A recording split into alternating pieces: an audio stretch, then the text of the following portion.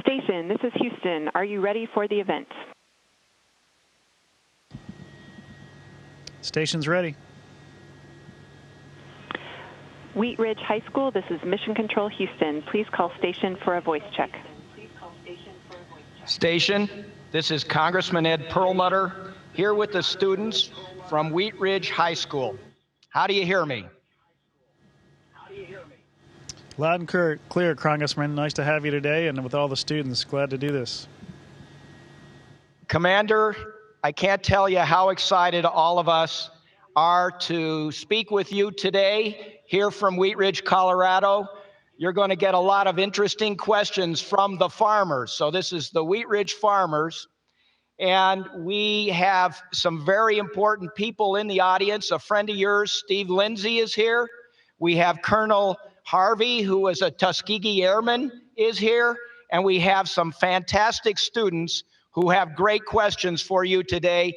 We're proud to be part of this uplink, and we're proud to talk to you, an astronaut from the United States of America, and I think originally Texas. So with that, I'm going to turn it over to the young people who are going to ask you questions. You may want to just introduce yourself for a second, and then they'll get started. All right, sounds great. I'm retired Army Colonel Shane Kimbrough, commander of the International Space Station. We have a crew of 3 on board right now. I have 2 Russian cosmonauts with me. Here tomorrow, we're going to get 3 more crewmates, so that's going to be awesome to have another American, a Frenchman, and another Russian on board. So it'll make our Expedition 50 crew of 6. And hello to Steve Lindsay. Good morning, Commander, and welcome to our high school. My name is Gracie Mione, and I'm a junior here. My question for you today is, what have you learned along your path as becoming an astronaut that has shaped you who you are today? Well, it's my whole career, I guess, kind of encompasses that question. I've learned a lot about leadership. I've learned a lot about how to be a team member, how to be a part of something bigger than yourself. I think is a big thing I've learned along the way. This space flight is amazing, but it's not everything, and it's not about me. It's about the NASA team. It's about the Russian Space Agency team, the European Space Agency team, and the Japanese Space Agency team. So it's much bigger than any of us alone. I think that's one thing I've learned along the way. Thank you.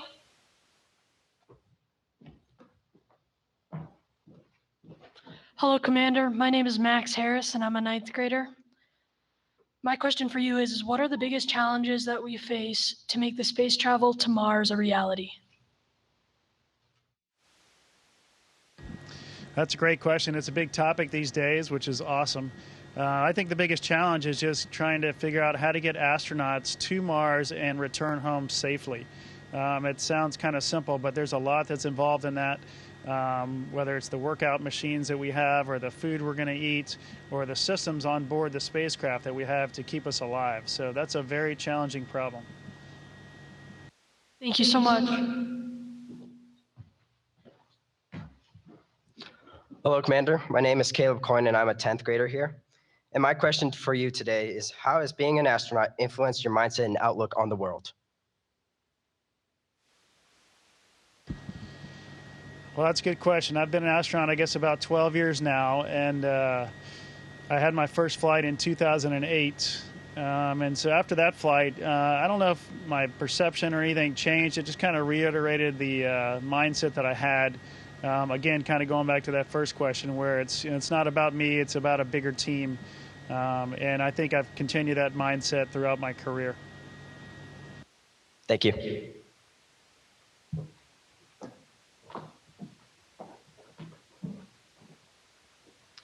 Hello, I am Eleanor Mang, a 9th grader.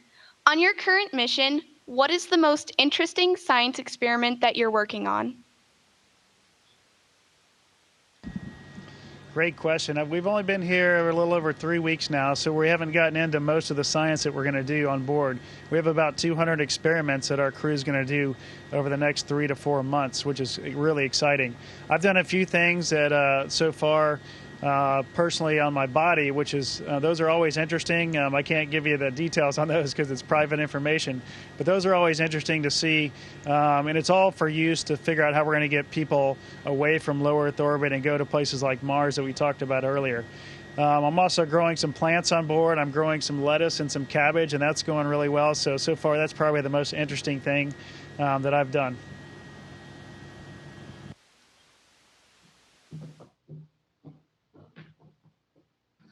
Hello, my name is Alex Sanders. I'm a senior, and I'm curious as to how you are prepared to treat severe trauma on the International Space Station.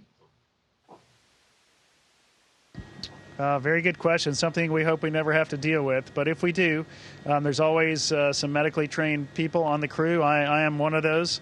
And actually behind me, I don't know if you can see this board that I'm kind of pointing at. But if you can't, that's where we would actually take a patient that's going through severe trauma. We would strap them down to that board, and then we have all kind of equipment right around me here that we can handle pretty much any emergency that could come up medically. So we're very well trained. Of course, I am not a doctor, so some astronauts are, but most are not. So we would be actually talking to somebody in Mission Control who is a doctor, and they would be walking us through whatever procedure we needed to do. Thank you.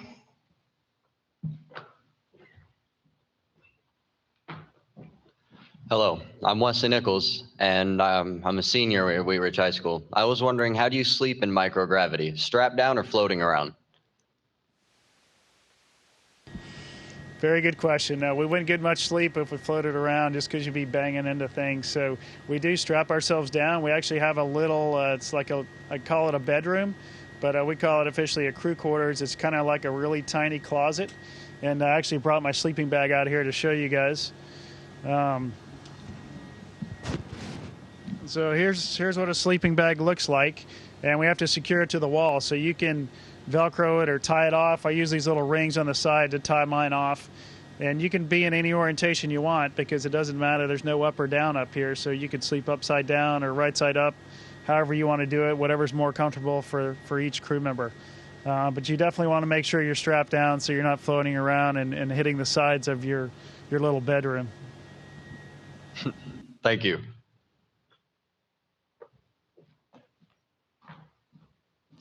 Hello, Commander. My name is Kevin McCoy. I'm an 11th grader. What is the biggest or greatest challenge in training or preparation to become an astronaut? There's a lot of challenges involved in the training. We do a lot of academics, we do a lot of studying. I think the biggest challenge for me is just especially for this flight, was the time away from home, away from my family and kids. That was tough. It was about a 2.5-year process, and it's about 40% of that was spent away, most of it being in Russia for training. Also learning the Russian language was very challenging for me. Thank you.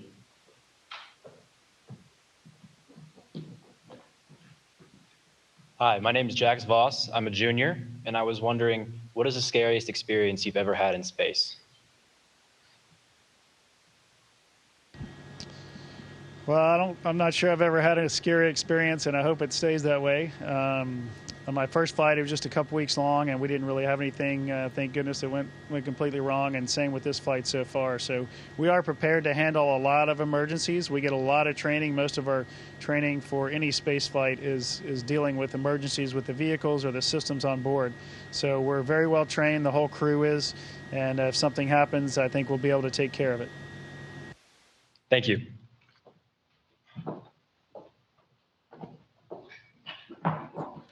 Hello, Commander. My name is Jacqueline Pedlow, and I'm in 11th grade. My question for you today is, what is the funniest experience you have had in microgravity?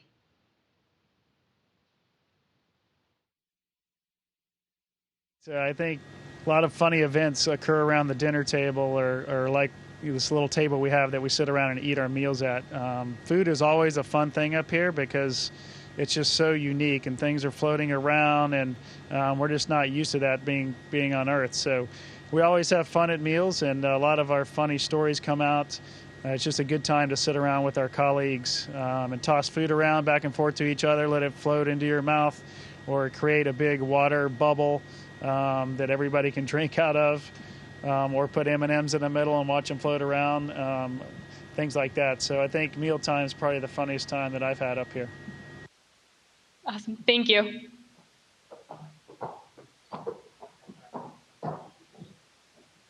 Hello again, Commander. My name is Max Harris. What are the biggest challenges during a spacewalk, and how long does your oxygen tank last? Spacewalks by nature are very challenging, physically and mentally. And when I did 2 on my first flight and realized how challenging they were. You're just so focused for about 6.5, 7 hours straight that your mind is completely exhausted when you get back inside. So it's physically challenging because you're moving about a 300-pound spacesuit around. Of course, it doesn't weigh anything in space, but it is a mass you have to move around, and it's pressurized, so you're fighting the pressure of that spacesuit every time you move your hands or you're moving your body around. So physically and mentally challenging are probably the 2 biggest things. To answer your second question, our oxygen tanks can last about 8 or 8.5 hours if you're not working super hard. It all depends on your workload. But typically these days we plan our spacewalks for 6.5 hours, and that typically covers the oxygen. We can also, if you need to, you can come back to the airlock, which is where we left out of, and kind of get a refuel. So it's kind of like going to the gas station for your car when you need gas. We can come back to the airlock and actually get more oxygen put into our suit by hooking up to a cord and making that happen. So that would obviously extend the life of the spacewalk if we needed it. Thank you.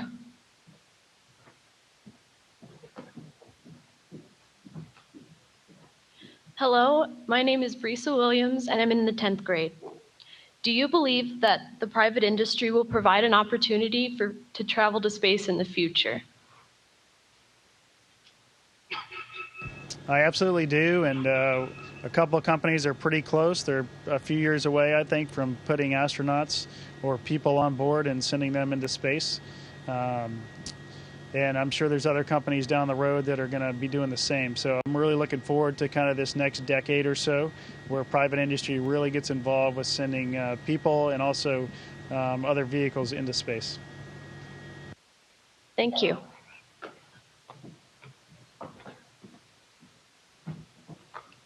Hello, Commander. My name is Isaac Torres. I'm in 12th grade. And my question is, what were your emotions the first time you saw an orbital sunrise? Wow, I was completely awestruck. It's just unbelievable to see that for the first time. And the good part about it is we actually experience 16 of those sunrises and sunsets every day because we're going around the Earth every 90 minutes. Of course, we don't see them all, but I think when I saw my first one when I was outside spacewalking, that really blew me away. It just made me feel very humble. You can see the Earth's atmosphere, the thin layer that protects all of you down on Earth from living and dying. So it's very humbling. Thank you, Commander.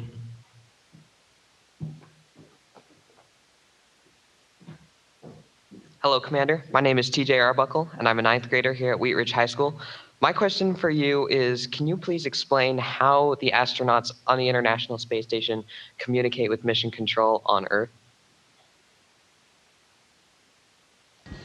Yeah, sure. Very good question. We have what we call space-to-ground channels, and that's the formal communication. We do that through satellites that relay our communications back and forth from, in my case, to Houston most of the time. But like today, we have mission control centers all around the world. So typically, the U.S. astronauts will use the second channel, Space-to-Ground 2, we call it, to talk to Houston or to talk to mission control in Munich, where the European Space Agency has their mission control, or in Tsukuba, Japan, where the Japanese have their mission control center. So we would use that second channel. The Russians typically use Space-to-Ground 1 to talk to mission control in Moscow. Now, if we need to get everybody on the same channel and talk at once, we would use Space-to-Ground 1. That's kind of the universal channel for everybody. All right, thank you. Hello, Commander. My name is Colin Warren. I'm a freshman here at Wheat Ridge. I was wondering, how does it feel returning to Earth and landing in a capsule compared to a shuttle? That's a great question, and I haven't experienced it yet, but I can tell you what I've heard. Landing in a shuttle obviously was really incredible, and Mr. Lindsay there can tell you he did it a lot more times than I did. But it's really fascinating for me to land on a spacecraft, running down the runway, kind of like an airplane. That was really, I think, comfortable is probably the right word, compared to what I'm about to do here in a few months when we come home. It's a little less comfortable, but the system that the Russians have works. We're under a parachute, and we come down and we just land in Kazakhstan. Kind of in my case, it'll be in February or March, so it'll be very cold out. We'll hit the frozen ground, probably covered with snow, going pretty fast. So it's just kind of my colleagues, I think, have said it's like a kind of like a car crash. You just hit the ground very hard. Everybody in most cases is doing just fine, so it's not a big deal. It's just something very different than people that flew on shuttle are used to. Awesome. Thank you.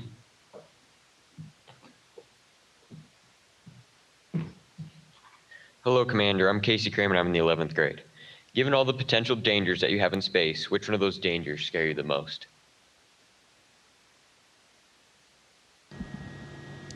Well, I guess I don't really think about that very much, and that probably comes from a lot of my military training.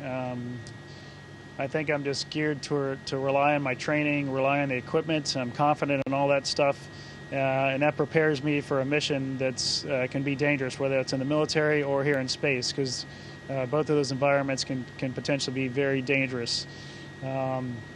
So I don't really think about that. I also have a lot of faith, so I use that to lean on when things maybe would get dangerous. But inherently, spaceflight is dangerous, but I don't think about all the things that could go wrong. Thank you. Hi, Commander. I am Teresa Kennison, an 11th grader. What physical activities are you able to do to stay in shape in space? We have a great program now to take care of working out. We have this machine called ARED, which stands for Advanced Resistive Exercise Device. It's a machine that you can pretty much do anything you can do on Earth, like squats or bench press, shoulder press, deadlifts, anything like that, and you actually really feel like you're getting a workout. You can get up to 600-pound load on this machine. So obviously, again, things don't weigh anything in space, but the machine can actually put a load up to 600 pounds or so. So I don't think I'll be lifting that much, but it's incredible how much you can get going and build your strength while you're in space. This was not up here last time I was here, so it's really been great to work out on that. We work out at least an hour on that every day, along with an hour of cardio. So we have a stationary bike, which is to my left here. I don't know if you can see that in the screen or not, but that's a stationary bike, and we also have a treadmill that we can run on. So we do the bike about twice a week, and we do the treadmill about 5 times a week. So we're, in general, working out every day about 2 to 2.5 hours a day to maintain our muscle mass and our bone density and bone mass. Thank you. Hi, Commander. My name is Alex Coulter, and I'm in 11th grade. Are certain illnesses more dangerous when they are contracted in space? Could you repeat the question? I'm sorry. Are certain illnesses more dangerous when they are contracted in space? I'm not sure I know the answer to that question. We do a really good job of quarantining the astronauts and cosmonauts before we launch. And in our case, we were there a little over 2 weeks in quarantine, which means you get away from the general public and you're kind of sequestered so that you're not exposed to all the germs and things that people in the general public have. So by doing that, the idea is to come to space and not have any germs or not have any illnesses with you. In most cases, that is very true, and it was true in our case. But I have heard of a few cases where people have brought a cold up or something like that, but nothing really major that I've heard of anyway. And so the danger of bringing anything on board into a closed environment like this is if somebody is sick, then the whole crew is going to get sick pretty quickly. So a little different than Earth, where you have the atmosphere and the air to maybe dissipate an illness from a friend or something that you're not getting too close with. So we don't have that luxury here on board the space station. So we try to prevent all that by the quarantine process that I mentioned earlier. Thank you. Commander, hi, this is Ed Perlmutter again. I just want to thank you for taking the time to speak to us here in Wheat Ridge, Colorado. We feel very fortunate, to hear that you're growing lettuce and cabbage just like Matt Damon did something. He grew potatoes on Mars. We know that your training, your desire will come in handy no matter what crops up. And so we're just thankful that you serve our nation and that you're serving the future by doing what you're doing. And we here in Wheat Ridge want to give you a big thank you. 1, 2, 3. Thank you, Commander.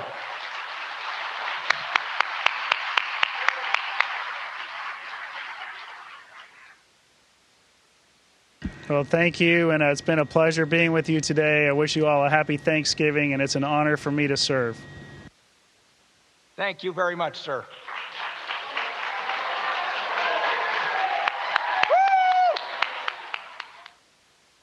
Station, this is Houston ICR. That concludes the event. Thank you. Thank you to all the participants and guests from the Wheat Ridge High School station. We are now reconfiguring audio for the deferred release. And Shane, give us a call on to have some additional words for you on that at your convenience.